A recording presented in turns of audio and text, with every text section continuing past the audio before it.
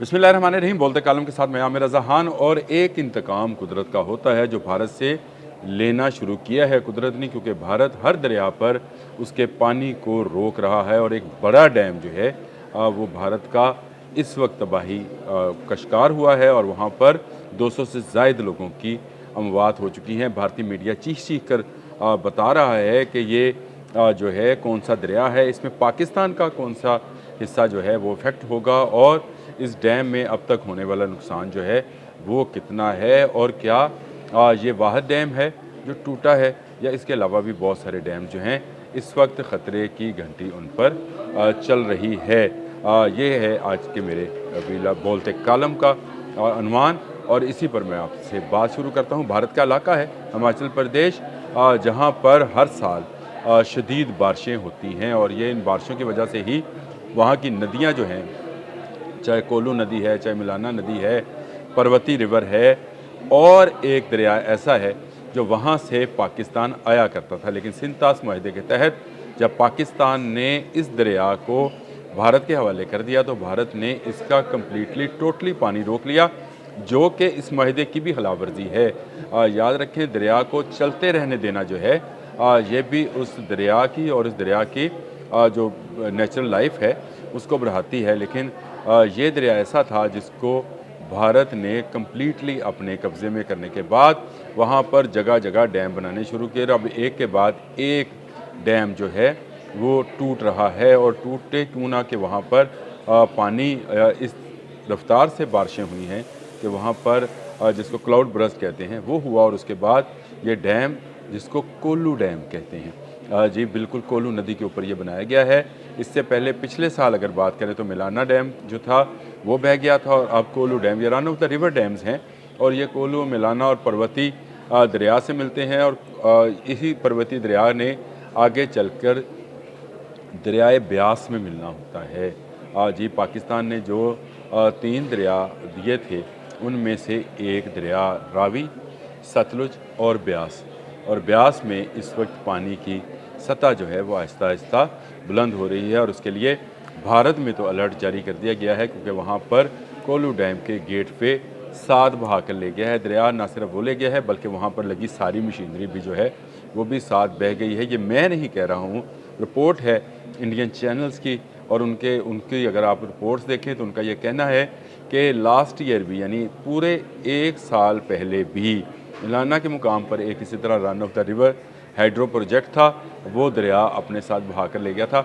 उसकी video YouTube पर भी मौजूद हैं, आप खुद भी देख सकते हैं, और उसके मुतल्लिक आर्टिकल्स भी मौजूद हैं कि भारत अननेचुरल वे से दरियाओं से पानी लेना चाहता है, और दरियाओं से पानी लेकर उनको रोक लगाकर उससे बिजली बनाना चाहता है। लेकिन जब दरिया अपनी ज़मीन वापस ले रहा होता है तो वो नहीं देखता कि उसके राह में कोई डैम है, कोई बंद है, कोई दरवाज़ा है।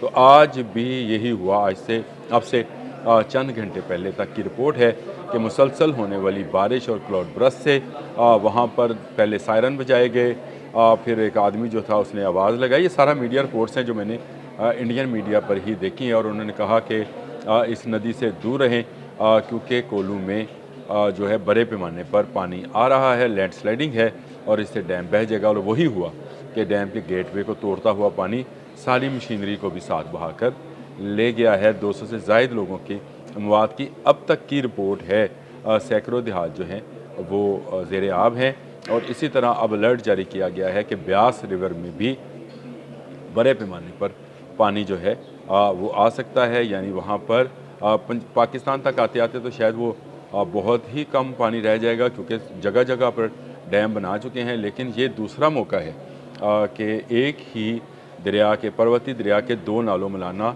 और अब कोल्लू में, पिछले साल मिलाना में आज से पूरे 12 महीने पहले जो है 1 अगस्त को वो आया था रेला जो मिलाना में डैम को बहा कर ले गया था। और अब कोल्लू में जो हाइड्रो पावर प्रोजेक्ट है उसकी मशीनरी को अपने साथ बहा कर ले गया है। क्या कहा था मोदी ने कि पानी रोकूंगा?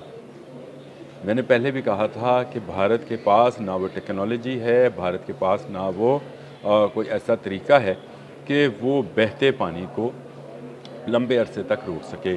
आप कब तक एक दरिया का रास्ता रोकेंगे? दरिया पे जब लैंडस्लाइडिंग होती है, जब पानी आता है, तो वो अपने साथ सब कुछ बहा कर ले जाता है। और आपने अभी अपने यहाँ पर कभी ना बहने वाले दरिया सवां को देखा कि उसने अपनी ज़मीन को कैसे वापस लिया। तो दरियाओं में, नदियों में, नालों में सैलाब का आना, लैंडस्लाइडिंग का होना, ये एक कुदरती अमर है। लेकिन जब आप जगह जगह पर ऐसे प्रोजेक्ट्स बनाएंगे जो कि कुदरत की और कुदरत के बनाए शाहकार पहाड़, दरिया, जंगल, इनको बर्बाद करेंगे, तो कुदरत फिर उसका इंतकाम लेगी।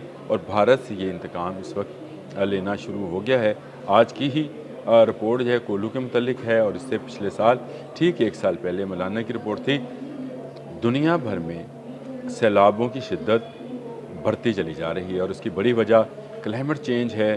ठीक है, ग्लेशियर्स पिघल रहे हैं, और इसके नतीजे में ज़्यादा पानी नदियों में बहना शुरू हुआ है, और उसमें ज़्यादा पानी बहने से ज़्यादा वो जो सर्कल है, रेन सर्कल, वो ज़्यादा तादाद में बनना शुरू हुआ है। और अब हर साल इसी तरह से बारिशें होंगी।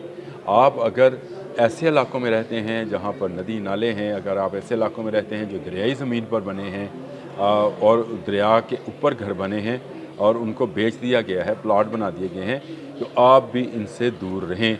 ये आपकी भलाई है, क्योंकि आने वाला हर साल ज़्यादा बारिशें लेकर आने वाला है। ज़्यादा गर्मी, ज़्यादा बारिशें और ज़्यादा ग्लेशियर्स का पिघलना जो है, आप बड़े बड़े सैलाब को दावत दे रहा है। इस वक्त आप दुनिया के मुख्तलिफ ममालिक में बड़े पैमाने पर सैलाब से होने वाली तबाहकारियों को देख रहे हैं। खुद भारत के अंदर भी बहुत सारी जगहों में, क्या हिमाचल प्रदेश, क्या उत्तर प्रदेश, क्या पंजाब, क्या बंगाल, सब जगहों पर अगर आप उनके कोई एक बुलेटिन भी देख सकें और देखें, या उनकी वेबसाइट्स पर जाकर विज़िट करें, उनके अखबार देखें, तो आपको नज़र आएगा कि इस वक्त पूरा भारत जो है तकरीबन डूबा हुआ है, और उनकी लाखों करोड़ों एकड़ ज़मीन जो है वो पानी के नीचे है। लेकिन इसके बावजूद धमकी क्या लगाते थे कि पाकिस्तान का पानी रोक लेंगे। रोक कर कहाँ ले जाएंगे? पानी रुकने वाला नहीं होता, पानी चलते रहने का नाम है। और पानी जब पहाड़ों से उतरता है तो अपने साथ इतने हैवी बॉम्ब्स लेकर आता है। बॉम्ब से मुराद वो बड़े बड़े पत्थर हैं जो अपने रास्ते में आने वाले हर डैम, हर बंद को उड़ा कर रख देते हैं। और यही कुछ हो रहा है। भारत अपनी ज़िद पे अड़ा है कि वो पानी को रोक कर पाकिस्तान को जो है पानी से महरूम करेगा, लेकिन कुदरत उसको ये पानी रोकने नहीं देगी। आपके सामने कोल्लू डैम जो है आज बह गया है, यानी उसका वो हाइड्रो प्रोजेक्ट जो है बमा अपनी मशीनरी के पानी अपने साथ लेकर बहा कर ले गया है। या पिछले साल मलाना डैम जो था वो चला गया था। तो इस तरह मलाना नदी, कोल्लू नदी जो पार्वती नदी में मिलती हैं, और पार्वती नदी जो है जाकर मिलती है ब्यास में, और अब ब्यास में भी पानी आपको नज़र आएगा। गो के पाकिस्तान के अंदर मैंने कहा कि भारत के पंजाब में बहुत सारी जगहों पर ब्यास के पानी को रोका जाता है, ब्यास नदी के पानी को, दरिया के पानी को रोका जाता है, लेकिन इसके बावजूद अब ब्यास में पानी आएगा। भारत की पाकिस्तान के पानी रोकने की ख्वाहिश कभी पूरी नहीं होगी। उसका एक डैम तो बह गया, अगर उसने अपनी ज़िद न छोड़ी तो उसका हर डैम, हमें कुछ करने की ज़रूरत नहीं है, खुद ब खुद पानी में बह कर पाकिस्तान पहुँच जाएगा। अब तक के लिए इतना ही। अल्लाह हाफ़िज़।